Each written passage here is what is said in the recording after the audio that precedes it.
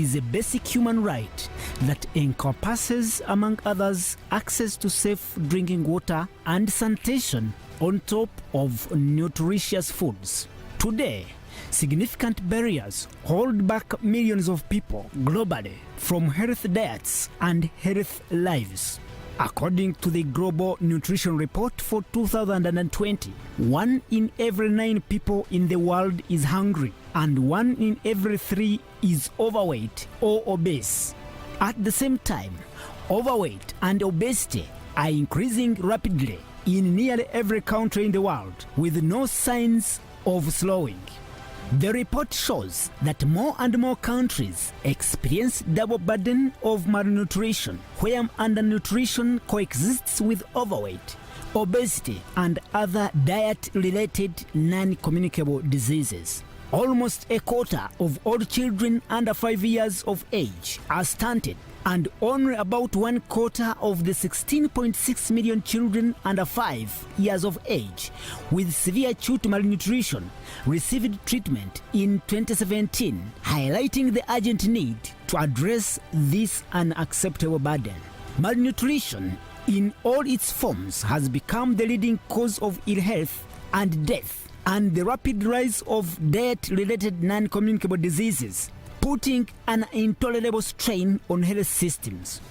Yet, most people cannot access or afford quality nutrition care for prevention or treatment. A 2019 study showed that 11 million people die each year because of lack of certain foods, making poor diet responsible for more death globally than any other risk factor. Sadly, poor diets and resulting malnutrition are not simply a matter of personal choices. Most people cannot access or afford a healthy diet or quality nutrition care. The report emphasizes nutritional well-being for all, particularly the most vulnerable, who have become the principal victims in the face of this new global threat. Experts say now is the time to act. Stakeholders must work in coordination to overcome the barriers that are holding back progress to end malnutrition. Governments, businesses, and the civil society must step up efforts to address malnutrition in all its forms by tackling injustices in food and health systems. The need for more equitable and sustainable food and health systems has never been more urgent. And this is the Limelight.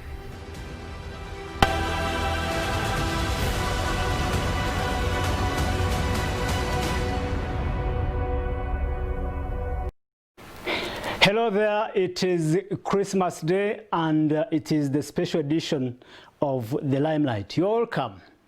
Now, malnutrition and micronutrient deficiency continues to be a major health burden and in developing countries and a most important risk factor for illnesses and death, with hundreds of millions of pregnant women and young children particularly affected.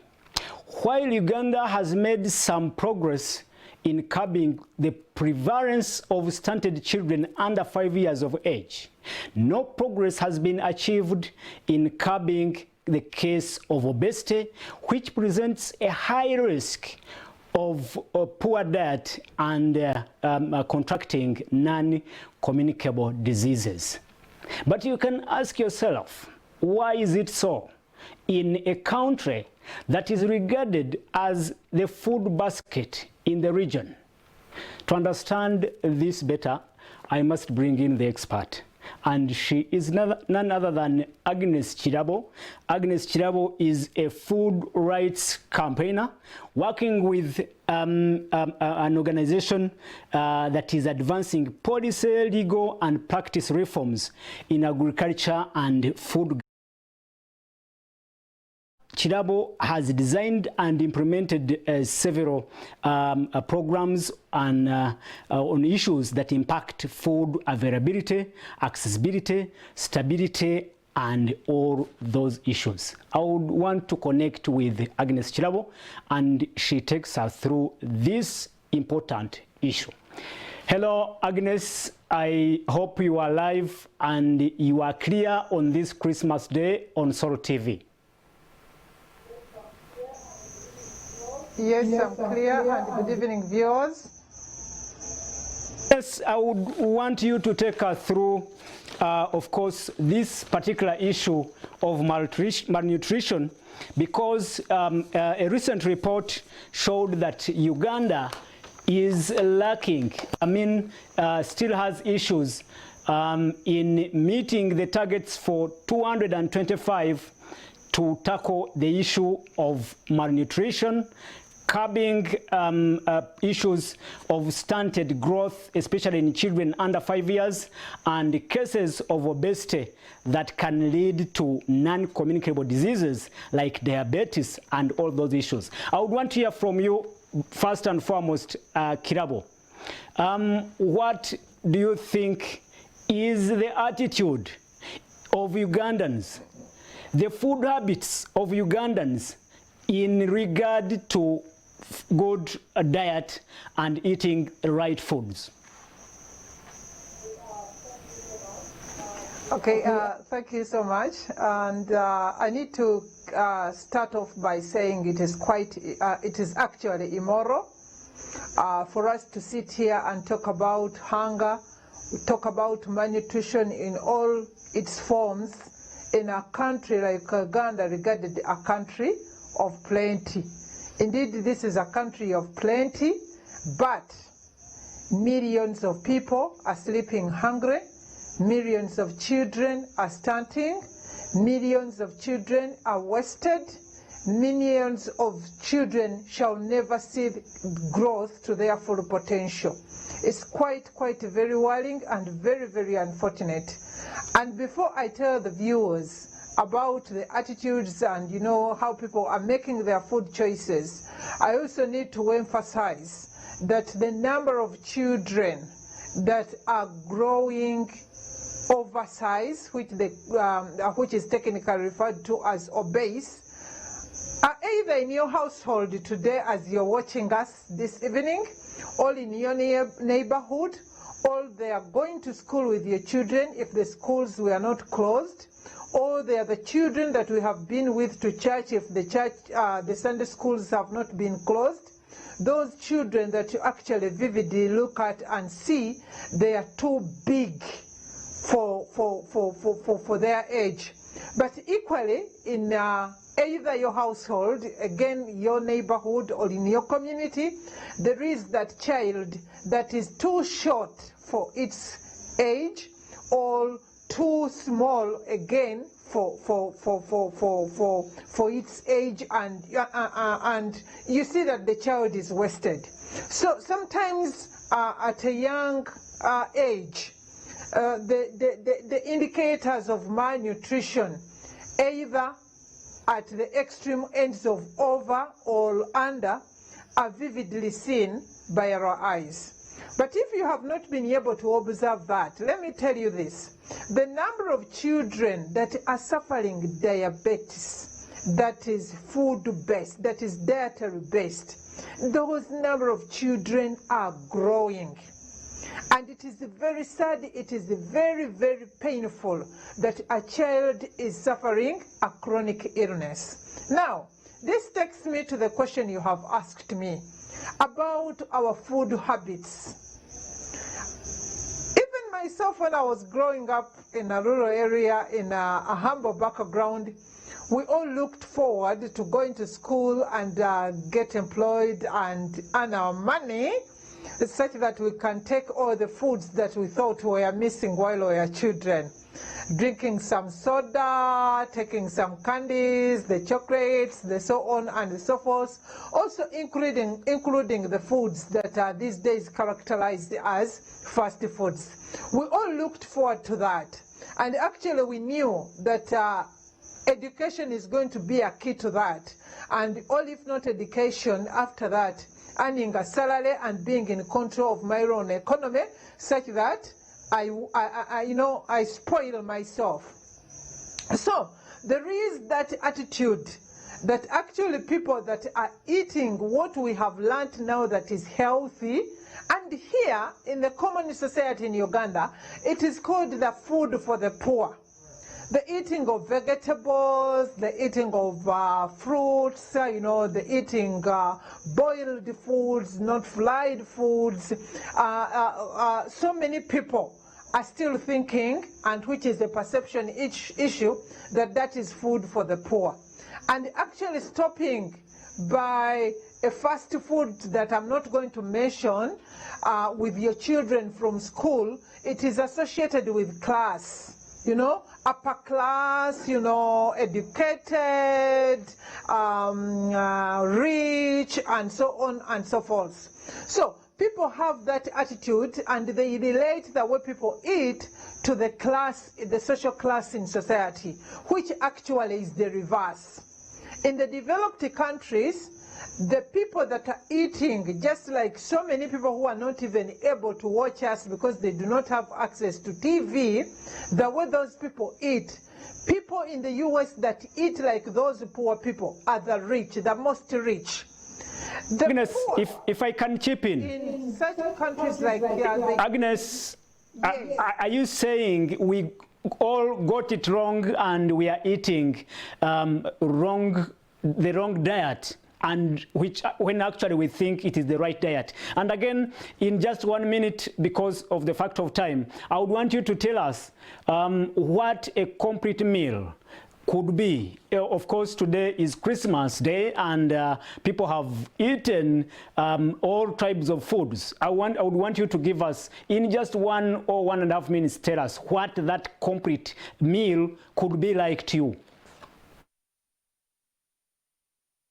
Okay, thank you so much. Yes, we are making wrong choices by associating money with food, by associating income status with food, and actually the health diets are just as the diets you ate while they were still in the rural areas. Please stop stopping with your children on those fast food centers. Stop giving your children highly sugared foods. And actually, me and our other colleagues that we are working with on this subject, we are even against corporates that are advertising foods that are not adequate, and they are advertising them at the schools where our children go to. Well, you were asking about how should a good meal look like. If the viewers are able to look at this basket that I'm holding here, I know not many of us have eaten such today. It has been a meat day, it has been a poultry day, and this is the best meal that you can have every day, 7 days a week, and we encourage you. And we are saying, these are the vegetables. Can you imagine? These are pumpkin leaves from my front yard garden. I have not weeded, I have not planted, it grew by itself, and I know it happens not only in my front yard garden. This is a purple to represent the fruits that are available. They are readily available for the homes that are around Kampala. I have been by the streets, and the vendors are hawking 7 pineapples at 10,000. 7 pineapples at 10,000. And can you imagine? A loaf of bread is 5,000. Those are just the 2 loaves of bread that are not even adequate for a meal. And 7 of them pineapples for 10,000. And I know we are in COVID. This is ginger. You need to have it as part of your diet. You need to have the lemon as part of your diet for vitamin C. You need to have the garlic that is here. These are foods that are readily available. There is the onion. These are antioxidant foods. They are not only good for a good meal, but they are also good for us in this era of COVID-19. There is this food that is rare in so many households. This is called turmeric. And some people refer to it as a Chinzali Chiganda. I know everything that has no name, local name, is referred to as a Chiganda. but this is turmeric. It's very, very, very nutritious. Can you imagine who has tasted a tuber today? This is a potato. You need to have it. What about the beta-carotene rich carrot or a potato? These are foods, the banana, these are foods in my basket that you could have every day. But for the sake of the children, please, an egg at least a week. An egg at least a week. And for us adults, these foods this side, the eggs and the milk, I had milk here. These are not foods daily for us. They are foods for the children. They are foods for the children. Please, once you're an adult, you left your mother's breasts, food is not the best for you. I don't know how many of us, it is Christmas Day. I doubt if anybody has had these grains. These are beans, these are legumes. All right. These are part of Miss the daily Agnes, diet that we could have. Miss Agnes, Let's meet. Agnes, unfortunately, due to time limits, I have to leave you at that. But of course, we appreciate your time and we appreciate that resourceful and important information you've shared this evening on Christmas Day. We had many questions to ask you on what steps have been taken to ensure that every Ugandan has an appropriate and the right diet on his table and all that. But of course, because of time, we must let you go, and hope we will get you again, of course, to take on this issue to another level. We thank you so much, our viewers, and it is the Limelight. Of course, the Christmas season is still on. We hope that you will now look and have the right meals back on your tables. To Sim Apollo, I must thank my guest, Agnes Chiravo. She's a food rights campaigner. And of course, I must thank the team that has been working around the clock to see that this program comes to you this Christmas evening. I must let you go. Until next Friday, I must say Merry Christmas, eat well, stay safe, and a good evening.